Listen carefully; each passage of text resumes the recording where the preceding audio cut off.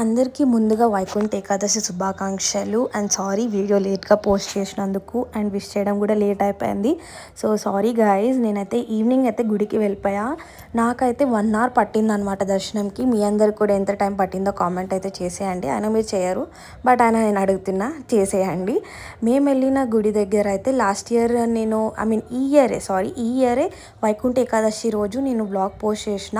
Same అదే సంగం గుడి దగ్గరికి వెళ్ళాము. ఇక్కడైతే దశావతారాలు, స్వర్ణగిరి అండ్ తిరుపతి 7 ద్వారాలు సెటప్ అయితే మంచిగా చేసారనమాట. చాలా బాగుండే. బట్ ఎంత తోసుకుంటున్నారంటే గాయస్, సీరియస్గా చెప్తున్నాను, బట్ జాగ్రత్త అందరూ. అండ్ ఇక్కడైతే పిల్లలు ఉన్నారు, మేము ముందు పోతామని కొందరు, సో బాగా అట్లా మిస్ అయిపోయిండే. బట్ దర్శనం అయితే చాలా బాగా అయింది. Decoration, each and every detailing super ఉండే. ప్రశాంతంగా దర్శనం అయితే చేసేసుకున్నాము. అండ్ ఇదైతే గుడి అనమాట. మస్తు డెకరేట్ చేసిర్రు. ప్రతి గుడి ఇలానే డెకరేట్ చేస్తారు కదా.